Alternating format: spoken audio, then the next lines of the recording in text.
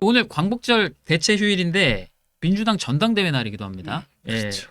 주말 동안 이 최대 승부처인데 호남이랑 수도권 순회 경선에서 어찌됐건 김민석 후보가 계속 승리를 했어요. 뭐 호남에서는 압승을 했고 수도권에서는 이제 초박빙으로 이겼는데 그 전에는 1.45% 포인트 차였는데 지금 8.38% 포인트.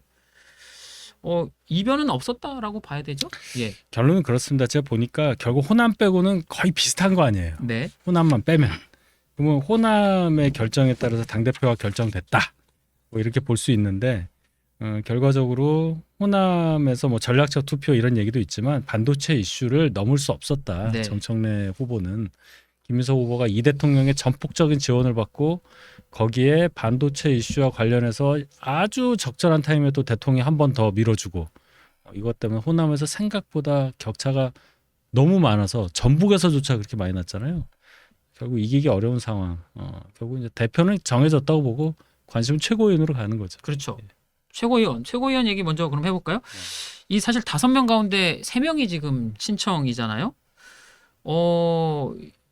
근데 이게 지금 어제 결과가 나온 다음에 7, 8위 후보들 인리의 김명호 후보가 사퇴를 했어요. 김용 후보를 지지해달라고. 이거는 전략인가요? 꼼수인가요? 저는 이제 그 최고위원은요. 네. 제가 맞췄어요. 방송마다 저는 당대표는 정청래가 1등할 거다. 아, 예. 근데 그건 제가 희망사항도 좀 들어가 있었던 거고. 네. 근데 최고위원은 최민희가 1등하고 친청이 3명 갈 거다. 네. 그러면서 저쪽에 2명 사퇴 안 하면 어렵다. 아. 표분산 되잖아요. 예. 근데 결국 서울까지 하고 둘이가 사퇴한 거예요. 근데 모르겠어요. 이번에 대의원이 1인 1표지만 그것도 12,3천 정도 투표하잖아요. 대의원은 이게 그 김민석 쪽이 유리하다고 봐야 돼요. 네. 송영기라고. 그러면 이게 저쪽에서는 무조건 박선은 그다음에 김용 다 찍을 거 아니에요. 이쪽도 이게 최민희하고 이제 뭐 찍겠죠. 이쪽도 한민수를 찍겠죠. 근데 한 7대3 정도로 대의원이 앞선다면 5위는 바뀔 수 있겠다. 아. 5, 6위는 좀 봐야 될 것 같아요. 근데 최민희가 수석하는 거는 바꾸기 어려울 것 같아요. 그 표 차이가 한 5천 표 가까이 되거든요. 네. 대의원 표가 다 합치봤자 뭐 12,3천 될 텐데 그럼 이게 친청은 얻겠느냐고요. 따라서 저는 뭐 5등, 6등 정도가 한번 볼만하다. 수석 최고는 최민희로 굳어진 게 아닌가 이렇게 봅니다. 김용 최고가 들어올 수 있다. 왜? 대의원들이 전부 김용구하게 2명이 다 사퇴했고 저쪽은 서미아는 찍을 필요가 없죠. 네. 3위니까. 저쪽은 무조건 이제 뭐 박선은 김용으로 다 굳어지는데 그게 이제 인미의 다 김용호 표가 다 거리 가잖아요. 그러면 이게 저는 5등은 바뀔 수 있겠다는 생각입니다. 윤 변호사님 비슷하게 예측하세요. 저기 윤 대변인. 네. 고맙습니다. 변호사 시켜줘서. 김영호, 임미애 두 분 합치가 10% 정도 되더라고요. 네. 그분들 표가 이제 반영이 된다고 했을 때 예를 들어 대의원 표 17,000 중에 한 80% 정도 투표한다고 보고 한 13,000표 중에 그럼 김민석 후보 쪽 표를 50%로 보고 그쪽은 다 그런 김용을 디폴트로 놓고 한다고 했을 때 애매해요. 왜냐하면 여론조사에서 그런 김용 후보가 얼마나 나올 거냐. 네. 그런 것도 있잖아요. 여론조사 30% 정도 차지하잖아요. 대의원이랑 여론조사, 예. 저는 그 여론조사는 정청래 후보 쪽이 조금 앞설 수 있다고 생각해요.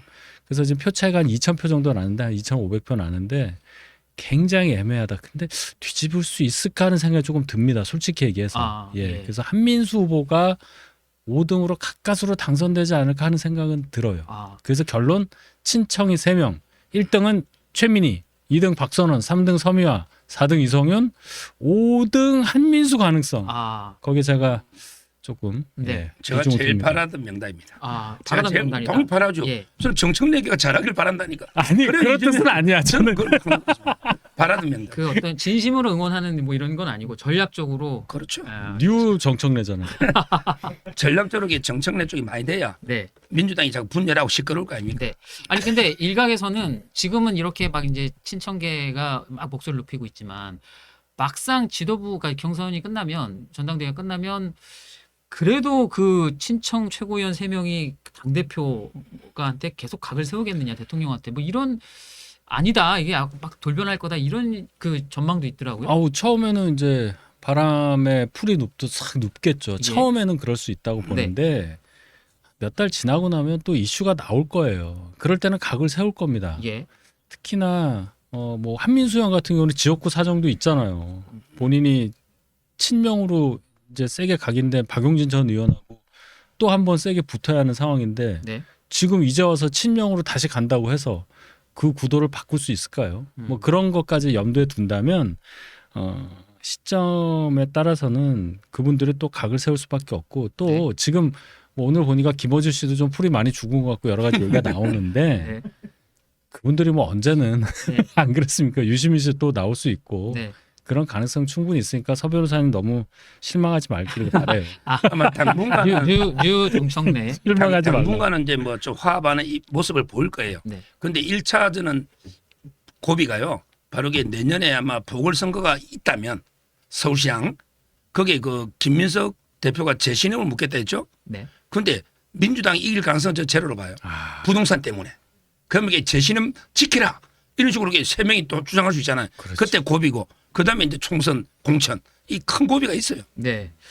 그 김민석 후보 얘기 나와서 음. 말씀인데 김민석 후보가 이제 당 대표가 된다는 전제하에 그 최근 그 한겨레 인터뷰도 그렇고 몇 차례 언론 인터뷰에서 이제 공소 취소를 해야 된다. 이게 뭐라고 그랬냐면 잘못된 기소가 이루어졌는데 끝까지 재판을 하는 건 야만이다. 네. 이렇게 얘기했거든요. 네. 당 대표가 되면 공소 취소 할 거라고 보세요. 네, 저는 할 거라고 봅니다. 아, 네. 어떤 식으로든 특검법안 통과시키든 뭐든 해가지고 할 텐데 그럼 지옥문이 열리는 거예요. 네. 제가 볼 때는 민주당이 단일하게 공소 취소를 원하느냐 그렇게도 안 보입니다.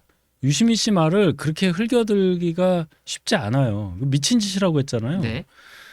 게다가 이제 조희대 대법원장 탄핵 얘기 나오는 게 결국 그거잖아요. 공소 취소 결정은 법원에서 하는 거니까 지금 1심에만 해당되는 거잖아요.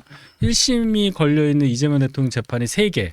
거기에 대해서 이제 법원에 압력을 먼저 주고 공소 취소로 간다. 뭐 이건데 글쎄요. 그럴 때 여론이 어떻게 될까? 당연히 야권은 반대할 거고 예. 여권 내부에서도 적어도 정청래 후보를 지지했던 분들 한 7, 80%는 당연히 반대할 거라고 보기 때문에 제가 표현한 지옥문 활짝 열릴 가능성이 높다. 네. 이렇게 생각합니다. 저도 이게 똑같이 생각하는데 일단 공소 취소가 두 가지거든요. 네. 하나는 이게 특검, 그 하나는 공소청이잖아요. 근데 특검은요 이제 웃기잖아. 검사가 수사권이 없어요. 근데 특별검사도 검사야. 따라서 이게 특검이 과연 통과되거나 저는 이게 출범하기도 어렵다. 왜 그러냐면 이게 조작 기소 증거가 박상용 검사가 제일 문제인데 없잖아요. 네. 따라서 이게 특검은 저는 출범도 어렵다 봐요. 음. 자 그러면 이게 공소청으로 가야 되는데 거기 검찰 미래위원회에서 이번에 이재명 대통령 재판 8개 중에 6개를 재조사해요. 그런데 가장 중요한 게 대북 송금인데 박상용 검사 이번에 보니 뭐 국회 청문회 간 거 국민의힘 단독으로 한 거 그것도 구두 보고 하고 갔잖아요. 그런데 페이스북 쓴 거 제일 많이 쓴 사람이 이재명 대통령이야. 매일 페이스북 쓰잖아요. 네. 그러니까 징계 사유가 없어요. 대북 송금이 없고 대장동 9명 감찰해봤자 거기에 극단적인 선택 시도했던 검사도 있습니다. 그게 새로운 게 없어요. 나머지 뭐 백현동 이런 게 없어요. 따라서 이게 미래위에서 아무리 털어봤자 조작 기소가 안 나오고 그러면 이게 공소 취소할 명분이 없잖아. 더군다나 중요한 게 계엄을 거치면서 검사들이 상관의 위법한 명령을 따라도 공범이 되잖아요. 예를 들어 정성호 장관이 구자현 총장 보고 지시해서 공소 취소해 해도 따를 검사가 없어요. 예. 자칫 왜? 나 교수 가기 싫은데 따라도 공범이 되는 거예요. 저는 공소 취소는 물 건너갔다 봐요. 아, 안 할 거다. 아니 하려고는 하겠지만 하려고 하겠지만. 그게 불가능하다 봐요. 해주면 고맙죠. 해주면 지지율은 한 자릿수로 떨어집니다. 지옥문이 아까 열린다고 하셨죠. 그렇죠. 그 예. 이야기예요. 그러니까 짧게 저희가 비명 행사라는 기억이 있잖아요. 네. 지금 전당대회 끝나고 이제 총선 국면이 되면 소위 말하는 그 친청 행사라는 것도 있을까요? 근데 네. 정청래 대표가 대선 후보로 인정받는 그런 센 정치인이면 그런 세력이 있어서 친청계를 어떻게 하겠다는데 솔직히 여기서 지금 친청계 의원이 누구냐라고 했을 때 10명 이상 꼽을 수 있겠어요? 뒤에서 뭐 정청래 후보를 지원한다거나 아름아름으로는 알겠지만 그럴 만한 단일한 세력을 구체적으로 형성하고 있냐에 대해서는 좀 의문이 있어요. 그래서 여기서 관심이 있는 거는 정청래, 최민희, 뭐 이성윤, 한민수 요 분들은 어떻게 될까요? 요 정도는 관심이 있는데 친정청래 계를 어떻게 하겠다는 것까지 갈 수 있겠냐. 그건 제가 좀 의문입니다. 네, 네. 누군지를 모르겠어요. 저는 솔직히. 저도 이게 그 행사당할 친척계가 있나요? 그렇지. 없잖아요. 뭐 몇 명 안 돼요. 아, 제가 보기엔 있어요. 다섯. 서정욱. 그러니까 제 말은 게 오히려 그냥 그때도 비명 행사. 네. 우리 이재명 측이 아닌 그 정도는 있을지 몰라도 친청 행사는 안 맞다 봐요. 네. 예, 오늘 저희 그 1부 준비한 거는 여기까지고요. 오늘 저희가 아까 뭐 아니면 도라고 그랬는데 뭐예요? 저희 이번에 뭐라고 뭐죠? 네, 뭐라고 저희가 뭐지? 판단을 하고 예, 다음에 또 한번 모셔보도록 하겠습니다.